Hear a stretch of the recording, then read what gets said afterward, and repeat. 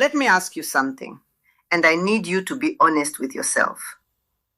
Have you ever walked into a room and a woman suddenly touched her necklace, her earrings, or her ring for no clear reason? Not fixing it, not adjusting it properly, just touching it. And you told yourself, it's nothing. That right there is where most men lose the signal.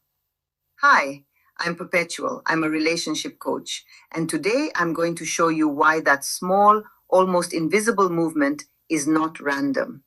It's biological, it's psychological, and in many cases, it's a response to you. But here's the part that makes it more interesting.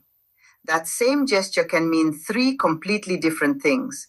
And if you misread it, you can destroy attraction without even realizing it.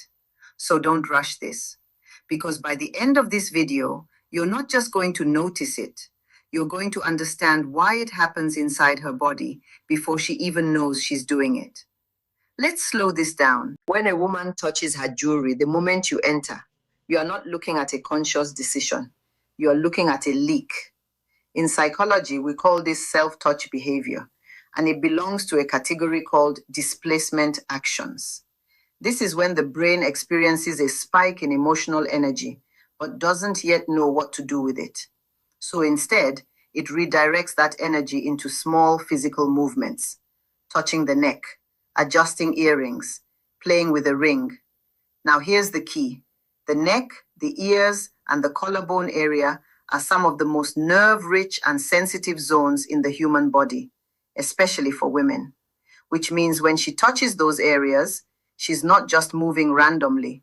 She's interacting with a part of her body that is directly connected to her autonomic nervous system.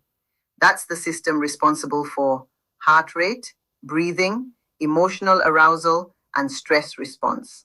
So when you walk in and she touches her necklace, what you're seeing is her nervous system saying, something just changed. Let's go deeper. There's a nerve called the vagus nerve. It runs from the brain, down the side of the neck, into the chest and abdomen. It controls the parasympathetic system, the rest and feel state. Now, when a woman experiences attraction or emotional stimulation, her body shifts between two states: slight alertness, sympathetic system, emotional openness, parasympathetic system. That transition creates tension, and the body tries to regulate that tension. How? Through self-soothing touch. That's why she doesn't just stand still. She touches something close to her most sensitive areas: her necklace, her earrings, her collarbone. It's not decoration anymore. It becomes a regulation tool. Now here's where it gets interesting. This behavior is also linked to dopamine release. Dopamine is the chemical of anticipation, not pleasure, anticipation. So when she sees someone she's curious about, her brain releases a small amount of dopamine, and her body responds with subtle movement. That's the jewelry touch. But let me be very clear with you. Not every jewelry touch means attraction. There are three main psychological reasons she does this. 1. Attraction plus awareness. This is the one you're hoping for. She notices you, her body reacts, and she becomes suddenly aware of herself. So she touches her jewelry as a way to ground herself, manage the emotional spike, bring attention subtly to her neckline. This is not performance. This is involuntary self-awareness. You didn't ask for her attention, but her body gave it to you anyway. 2. Nervous energy, uncertainty. Sometimes it's not attraction, it's uncertainty. You walked in and she doesn't know how to read you yet. So her body goes into a mild, alert state. And again, the energy has to go somewhere. So she touches her jewelry. But here's the difference. In attraction, the movement is soft and slow. In nervousness, it's quicker, slightly repetitive, less fluid. That's how you tell the difference. Social conditioning, habit loop. Some women do this out of habit. It's a learned behavior, especially if she's used to being observed. She touches her jewelry because it's part of her self-presentation routine. But even here, the timing matters. If it happens exactly when you enter, that's not habit. That's a triggered response. Let me give you a real example. You walk into a small gathering. She's already there, relaxed, talking, completely normal. Then you enter, and there's a microsecond where her eyes register you, and suddenly her hand moves to her necklace. Not dramatically, just lightly. She touches it, adjusts it slightly, then lets it go, and continues talking. If you blink, you miss it.